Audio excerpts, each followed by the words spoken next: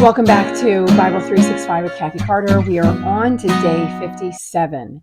And so today we're ending Leviticus. This is the very last day that we have in Leviticus, and we also are starting Numbers. So today's reading is Leviticus 25 and Numbers 1.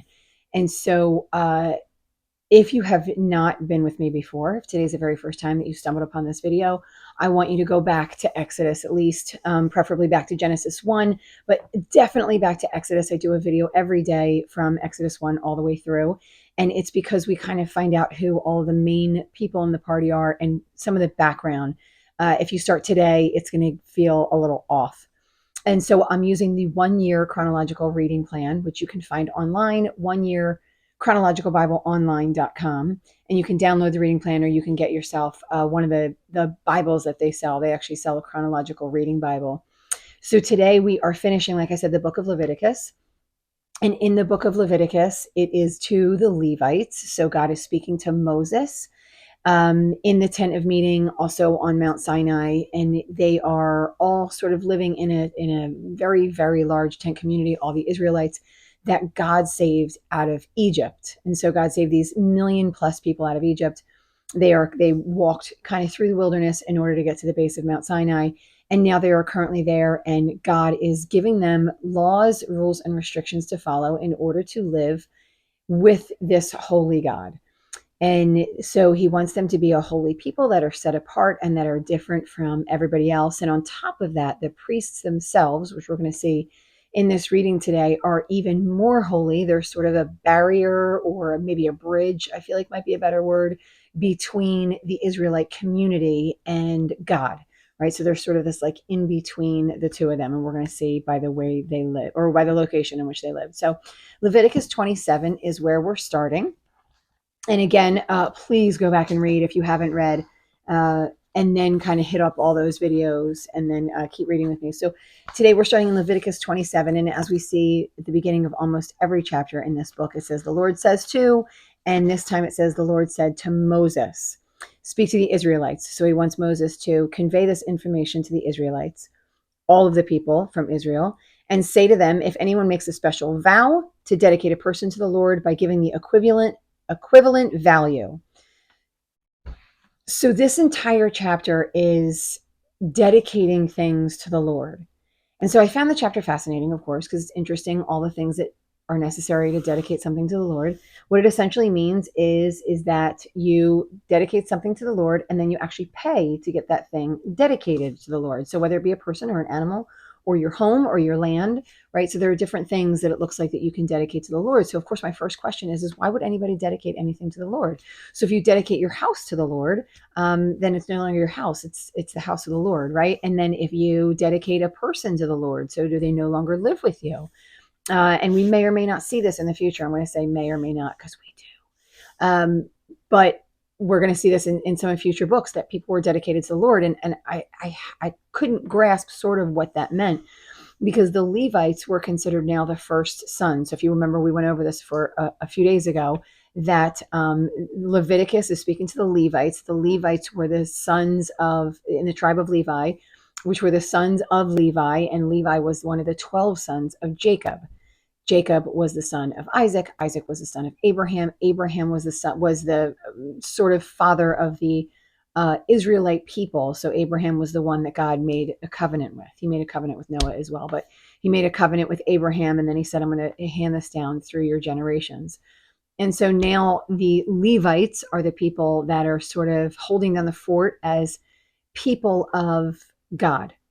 And so then I thought, well, if they already have a people, why are people getting dedicated? So what does that mean? Like, what are we thinking that does? And I don't have the full aspect of what it means. So I don't want to give you this impression that I fully, completely understand. I always still have some questions, but it's a good thing. So you're giving this to the Lord, and you're paying for it to be dedicated. So then you're paying for it to actually be holy.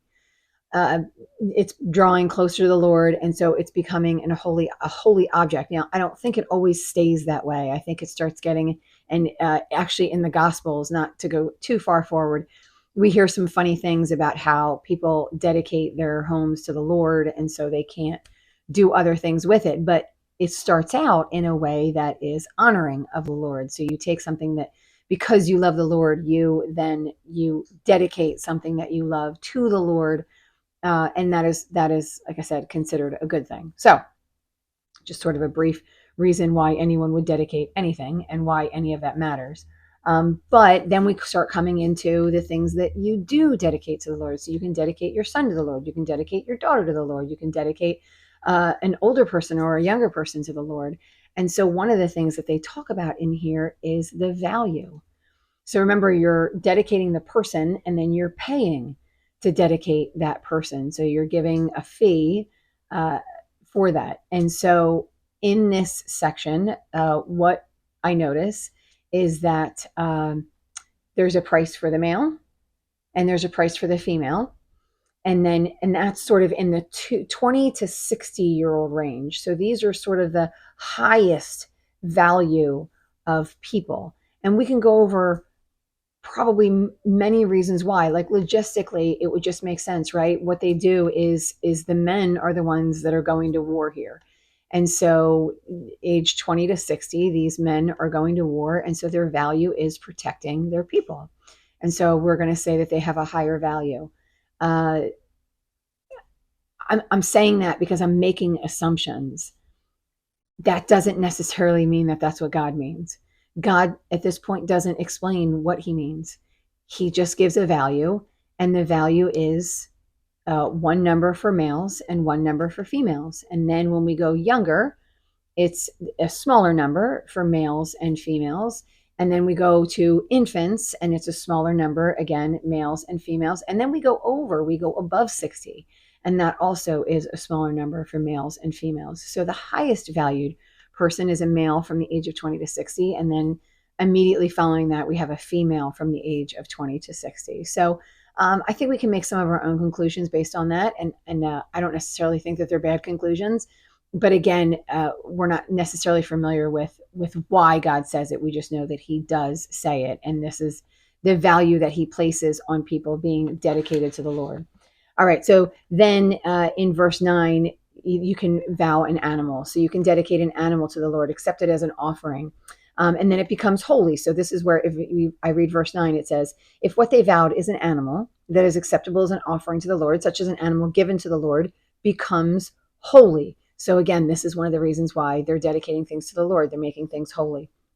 Now, what they must not do is when they dedicate it, they can't exchange it. So you can't give one and then try and give another. That is probably not as good. If that happens, God will actually take both of them.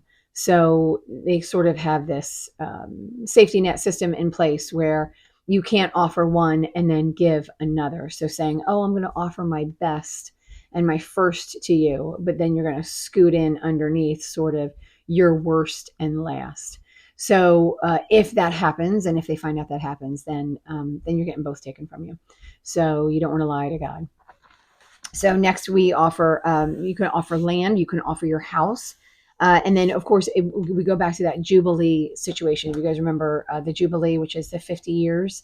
And in the Jubilee, everything sort of goes back to what it was before. So if you lived in the land of Naphtali and then you got up and you moved and you bought land in Asher, then you would give that up and you would go back to the land of Naphtali for that Jubilee year. And so everything would sort of set back to start, I guess is a good way I want to say it. So it's sort of like, I don't want to say rewinding, but clearing the plate and kind of going back to square one. You're back where you belong. You're back among your own people, and you're back possibly doing a census. So there's, this is the year of Jubilee. So then they do that. So this land is the same way. If you dedicate this land to the Lord, the value depends on the year of Jubilee, just like if you sold it to somebody else. So if you have more years of being able to plant on it, then it is a higher value. If you have less years coming up to the Jubilee, then you have to plant on it, then it is of a lesser value. So there is a value system in everything that we have. All right, I want to read verse 28. So moving on a little bit from that. So we're continuing to dedicate things to the Lord. This is still that dedication chapter. And then it says, but nothing a person owns, this is verse 28, nothing that a person owns and devotes to the Lord, whether a human being or an animal or family land, may be sold or redeemed. Everything so devoted is most holy to the Lord. So this is again why we're going to come back to this. I'm hoping we're going to remember this way back when we get into the Gospels. So if you devote it to the Lord, it can't be sold. So if you say, I'm going to live in my house, but I'm going to devote this house to the Lord and I'm going to pay to devote this house to the Lord, then you can't sell it to another person, right? So nobody can buy it from you. Nobody can redeem it from you. Because it is land that is dedicated to the Lord. So we want to be careful about using that in the wrong way. If we want to dedicate it to the Lord, then we want to dedicate it to the Lord. If your heart is to dedicate it to the Lord because you want it to be holy, then that's where your heart needs to be. And that's what the system is created for. So in verse 29, it says, no person devoted to destruction may be ransomed. They are to be put to death. So this is no sooner after we find out about what we can and can't, right? What can't be sold in the house, right? So you can't get it back after that. It's the same thing. You can't dedicate a person, and you can't. That person cannot be ransomed. That is devoted to destruction. And so maybe a parent or whatever can't dedicate someone to the Lord if they're devoted to destruction. And so it's not sort of a way to get off of that person being devoted to destruction. They're to be put to death. So it's not even that they are to live among the community, they're to be put to death. All right, and then verse 30 says, a tithe of everything from the land, whether grain from the soil or fruit from the trees, belongs to the Lord. It is holy to the Lord. So there is a small percentage of every single thing that every single person in that area, every Israelite, small percentage of what they have, it all belongs to the Lord. The Lord gave it to you. It belongs to the Lord. It doesn't belong to you. And then there's a percentage that you always give back for God. Whoever would redeem any of their tithe must add a fifth to the value of it. So if you would try and get back that tithe, you would at one point need to add to it, right? So I'm assuming it's like a borrowing system. So if I borrow a certain amount from you, then there's a percentage to be added to it when you give it back. And then finishing up in 34 with, these are the commands the Lord gave Moses out Mount Sinai for the Israelites. That is the end of Leviticus. So we've come to the end of their new way of living. So the Israelites have now, in a very short period of time, we can even say it's been 2 years, and that's certainly possible. The entire 2 years, Moses was sort of getting all of these things to share with the community until they built the tabernacle. And then once they put the tabernacle in place, they sort of dedicated all of that to the Lord. That is not a lot of time. They have lived for generations in a certain way. And so now they are renewing their lives as people of God. So they are setting aside anything and everything that they had before, and they are honoring and giving everything that they have now to God. And so it was a big change of life for them. I'm sure it was more difficult for the older people than it was for the younger people, but all in all, it was a changed system. It was a changed way of life, and God gave this to them in order to be in relationship with them. So now he is back into a closer relationship with his people. All right, so let's move on to Numbers. So we are now in the first chapter. We did a few chapters in Numbers not too long ago, so we don't have the entire thing. But right now we're in the first chapter of Numbers, and this is where they take a census. So verse 1 says, the Lord spoke to Moses in the tent of meeting in the desert of Sinai on the first day of the second month of the second year after the Israelites came out of Egypt. So this is now the second year. He said, take a census of the whole Israelite community. So he's now going to count the entire Israelite community, but he's saying by their clans and families. So listing every man by name. And so they're taking it in groupings. And what we see when we sort of read on is they take it in groups. So the tribe of Judah is one. The tribe of Benjamin is another. The tribe of Dan is another, right? So each tribe, they're getting counted in their own way. They're not getting counted this one, one single at a time. And so they're getting counted one by one. And the counting that they're doing, the one that every man is getting counted by name, is by anyone 20 and above. And so remember, we're back to, if you guys remember from just what I said not too long ago, is that this value of a male from the age of 20 to 60. These are the people that are getting counted because these are the people that can go into the army. And so they are being counted, and they're getting their names put down. And so every tribe has it. And it's interesting that the tribes are completely out of order, which I thought was really interesting.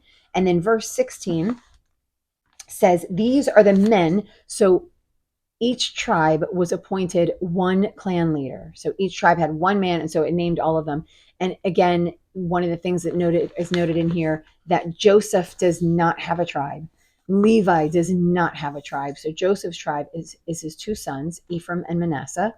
And then the Levites do not have a tribe. They are a people all their own. And so in verse 16, it says, these were the men appointed from the community, the leaders of their ancestral tribes. They were the heads of the clan of Israel. And so again, order, I feel like there's a reason for the order. It is not in birth order. It is not in numerical order, because Reuben, who was the first, has 46,500 people. But Benjamin is sort of smack in the middle there, and he is the last, and he has 62,700 men in his tribe. So I'm not sure of the particular order again, although I have a feeling that there was one. And we may find out later. We may find out why there was an order later. And then by verse 44, it says each one represents his family, and that makes 603,550 people. And again, this is only the men. So the chances are very good that there are a lot more women. So we are over 1 million Israelites in this community. And the Levites also weren't counted at this point. So if we go to 47, in verse 47, it says, the ancestral tribe of the Levites, however, was not counted along with the others. The Lord said to Moses, you must not count the tribe of Levi or include them in the census of the other Israelites. Instead, appoint the Levites to be in charge of the tabernacle of the covenant law over all its furnishings and everything belonging to it. So this tribe, this whole people group, again, they were considered they were the first sons of Israel. Not all the first sons were dedicated as God originally intended. He made the Levites sort of swapped places with them. So the Levites were considered now the first sons of Israel. And so this entire tribe, they would build the tent of meeting every single time that they landed or whatever, when they stopped and they camped, and they would build the tent, and they would break it down every single time. They were in charge of all the furnishings on the inside. They were in charge of all the burnt offerings. They were in charge of all the building and the breaking down. So that was their entire tribe, had this job of maintaining all the holy things and holy places for the home of God. And so that was what they were set to do as a people group. And so they weren't counted in with the other Israelites. And then one of the other things that I found really interesting is that they were set up, so the Levites were set up around the tabernacle, the tent of meeting, where all the other tribes were sort of around further on the outside of that. They sort of surrounded the tabernacle. And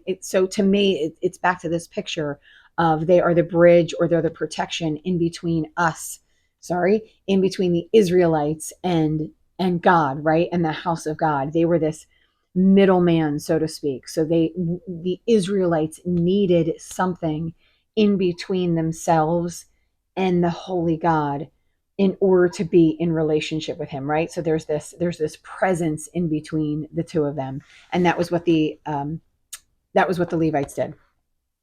So if we move on, I'm going to just go to the very end of this and go to the Levites and read 53. The Levites, however, are to set up their tents around the tabernacle of the covenant law, so that my wrath will not fall on the Israelite community. So here we go. They're there to protect them. The Levites are to be responsible for the care of the tabernacle and the covenant laws. So they have great responsibility to protect their people, right? So these priests are responsible for keeping the relationship between holy God and the people, right? So while they can protect the people by telling them the things that they're supposed to do of God, they're also sort of a barrier between. They're the go-between from God to them. So God is sharing everything with them right as they come in, and then they are to relay certain things to the people. So they are the barrier between. They are the responsibility there. In some ways, I want to say they're like a parent, right? So if you are a parent, imagine if you're a parent, you are the protector of your children, right? You're the one who nurtures and loves them, right? So there's that nice, soft, and sensitive side. You nurture and love them, but you also give them the rules and the boundaries so they don't die. You want to make sure that they don't cross the street without looking both ways first. You want to make sure that they're safe on their bikes. You want to make sure when they're old enough to drive that you've given them enough driving lessons that you can allow them out on the road. You want to protect them in their choices in when they pick a significant other. So there are all these things that we do, but in that same image, right? We can't control them. And so I feel like it was the same thing with the Levite priests. They had great responsibility, and yet they did not have complete control over every single thing that the people did. All they could do would would be to encourage them in God's rules and laws, rebuke them when they needed to be rebuked, which I'm sure they did, right? Punish properly when they needed to be, make sure there wasn't cheating going on. So this was the role of the priests between the Israelites and God. So they were protection, and they were there to protect the covenant laws and the tabernacle. And in some ways, they were there to protect and teach the people what they were supposed to do. And we'll see how that went when we move on in the book of Numbers. So done for today. Hopefully there was some understanding, maybe even a little. I know this was not the most exciting of chapters. Leviticus wasn't super bad, but Numbers was in that redundant, repetitive zone. But I think I'm hoping that it helped sort of pull the picture together of some of the importance of the reasons that they tell us these things. And I promise you're going to see it come up. I promise that this will all connect when we go into the prophets and or even the kings and then the prophets. And then when we meet Jesus, I think these things will start lighting up for you guys, and there'll be some recognition in that. So on that note, if you like this, I want you to hit the like button, share it, subscribe to the channel, read with other people, keep your reading. Some of you guys are telling me, I'm so excited. I'm so happy that you are reading your Bible. I think, I hope you get as much out of it, just the joy and the excitement out of reading it, even if it doesn't fully, completely make sense to you. I'm hoping that God is reaching you in your heart and your mind and your soul as you're reading this. So on that note, I encourage you to keep reading, and I will see you next time.